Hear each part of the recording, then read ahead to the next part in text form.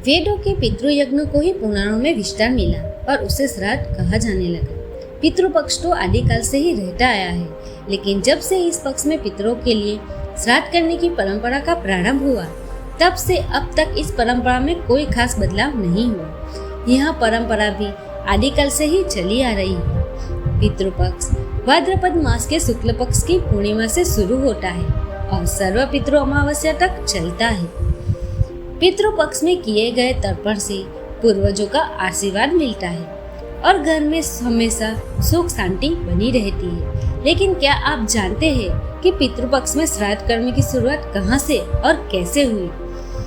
तो दोस्तों, इस वीडियो में अब हम सब जानेंगे। पौराणिक मान्यताओं के अनुसार पितृपक्ष में श्राद्ध की परंपरा महाभारत काल से शुरू हुई। ब्राह्मण और देवताओं के साथ अग्निदेव भी करते हैं श्राद्ध का भोजन।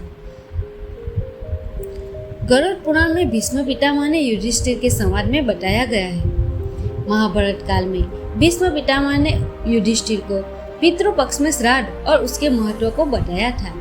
भीष्म पितामह ने बताया था कि अत्रि मुनि ने सबसे पहले श्राद्ध के बारे में महर्षि निमि को ज्ञान दिया था।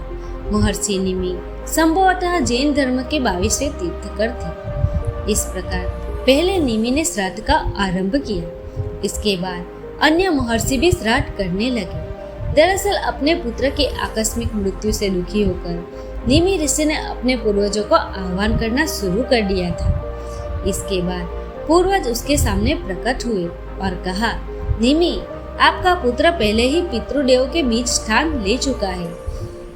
आपने अपने दिवंगत पुत्र की आत्मा को खिलाने और पूजा करने का कार्य किया है। यह वैसा ही है जैसे आपने पितृ यज्ञ किया था।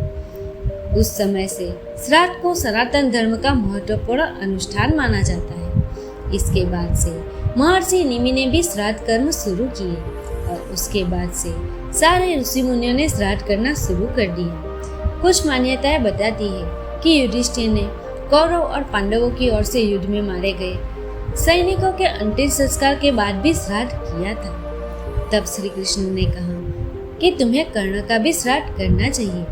युधिष्ठिर ने कहा कि वह हमारे कुल का नहीं है, मैं कैसे उसका श्राद्ध कर सकता हूँ? उसका श्राद्ध तो उसके कुल के लोगों को ही करना चाहिए। इस उत्तर के बाद पहली बार भगवान श्री कृष्ण ने यह राज खोला था कि कर्ण तुम्हारा ही बड़ा भाई है।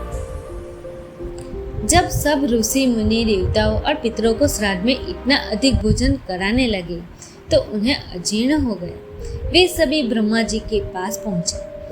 उसके बाद ब्रह्मा जी ने कहा कि इसमें अग्निदेव आपकी मदद कर पाएंगे। इसके बाद अग्निदेव ने कहा कि श्राद्ध में मैं भी आप लोगों के साथ मिलकर भोजन करूंगा।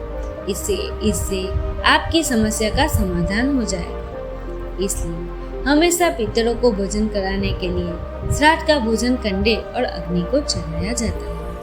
दोस्तों, अगर आपको मेरा वीडियो पसंद आए तो मेरे चैनल को सब्सक्राइब कीजिए, वीडियो को लाइक और शेयर कीजिए। धन्यवाद।